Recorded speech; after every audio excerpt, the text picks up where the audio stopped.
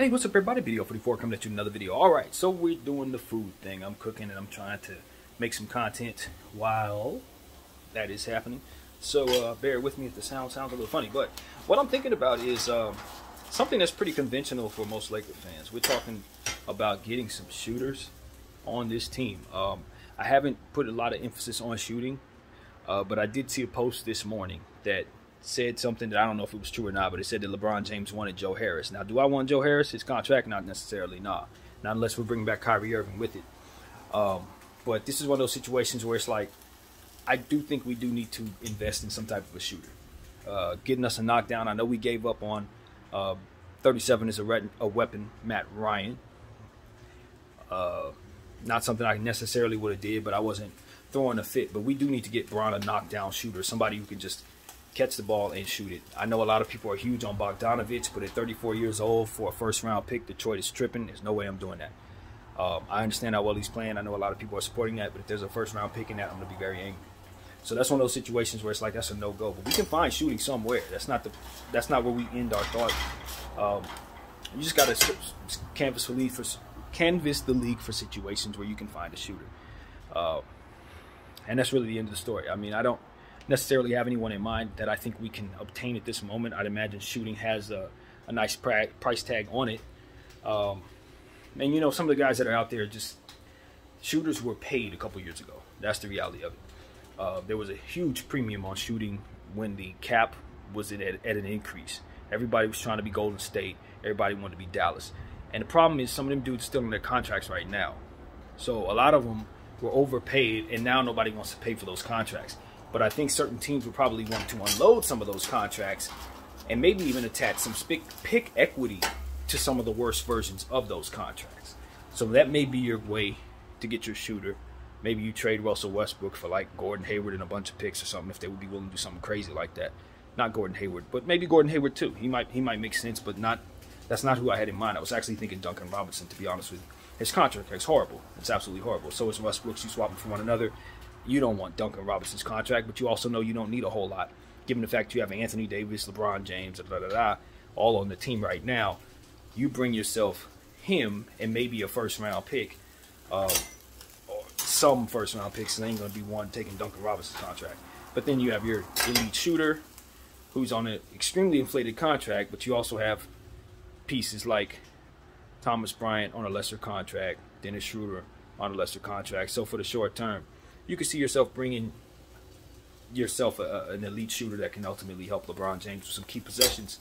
And that's the type of stuff that can help this unit as well. Now, obviously, that would not be the plan for the Lakers just off rip. But I'm just saying those are the type of examples that can help you get a shooter and maybe help you get some future assets or maybe help you get some other stuff that would be equivalent to the value of a first-round pick. If for some reason you don't want to go the pick route, maybe you can flip the pick to a third team or take something else off of the Miami Heat roster that makes it make more sense for you. But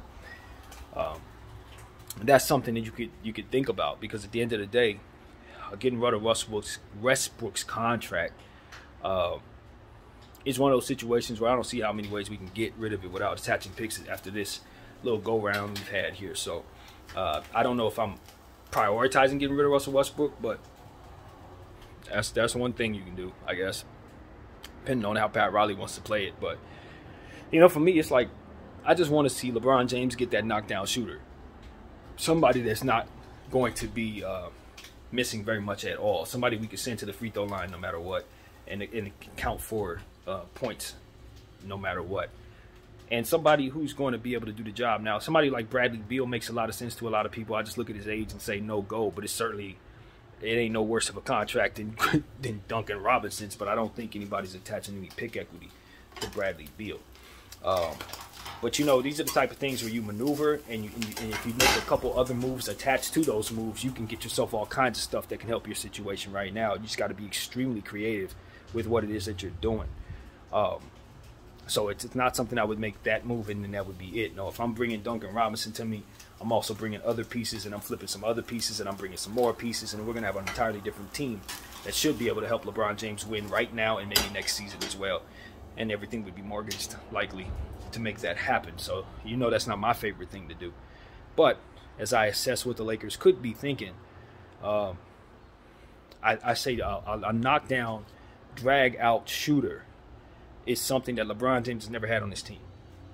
It's the bottom line. We've had so many different subpar attempts at providing shooting.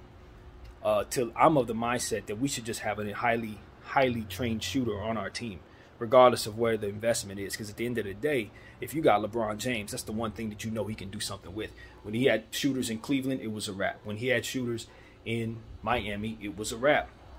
We've never given him shooters. And I just wonder if that's one of the key components that keeps him from being able to win close basketball games. We be trying to find different corner shots for a guy like Patrick Beverly. You know, obviously we've done something with Rui Hachimura, but we still need to try to make sure that we have more of those type of pieces. And while I don't want to overpay for a piece like Bradley Beal, who's ultimately going to be difficult to get rid of, as a team without assets, I am thinking, well, if the next couple of years is just going to be me trying to drag it out with AD, the duration of that Duncan Robinson contract probably is the same thing. And if push come to shove, I can just stretch it at the final year if I hate it. Best case scenario is we have a really elite shooter that we can get some more out of than Miami was, and possibly a player who can even play up that value if he hits like 50, 60 points from behind the arc, which I think he's actually capable of doing.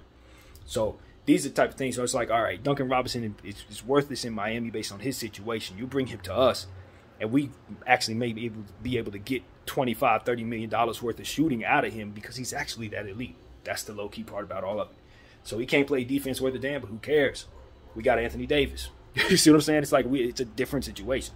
So while I'm not super high on Duncan Robinson, I'm much higher on him as a piece for us versus his contracts since we've been dealing with Russell Westbrook the whole time anyway. And I look at his piece as a piece that can gather me more assets that I can retrade over the next several years that can make me a fuller team, not the opposite, for which his contract's going to do for everybody else, particularly the Miami Heat themselves, if they continue to hold on to it.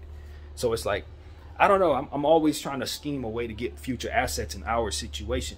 And one of the things that we're trying to do is have these 2 picks that we're holding on for dear life. And I'm like, why the hell are we trying to get rid of picks when we can try to maneuver to get more of them with what we're doing in releasing cap space with $47 million at the end of this contract? And at the end of the day, another thing is Anthony Davis going to want to take 20 shots. LeBron James going to want to take 20 shots. Who are we bringing to this situation that we're going to be able to bring the most for? A guy like Bradley Beal, his shots come down, his value goes down, the pressure goes up, and the likelihood of him getting hurt goes up.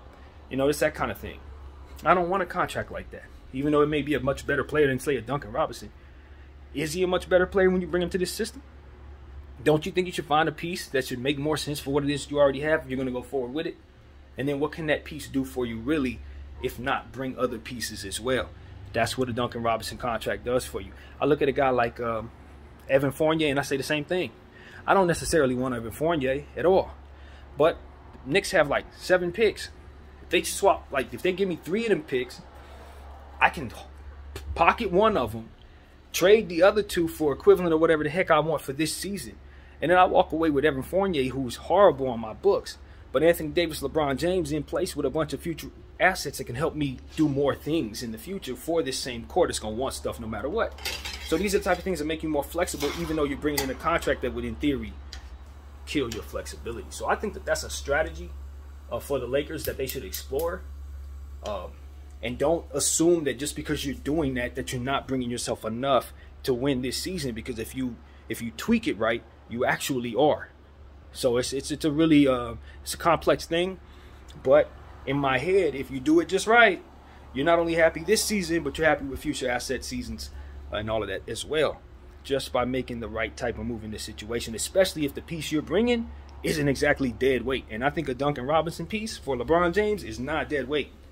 He ain't no damn $40 million player, but that shooting ability is going to be such an asset to LeBron James. Such an asset. And so it's risky as hell. He ain't worth that, not even close. But I'm telling you, we raise his value from where he's at over there, then what they'll will be able to use with him. And if they have any pick equity to hand us, then we should probably want that, given our circumstances. So that's what I wanted to say, man. BDL44. Thank you all for watching. Out.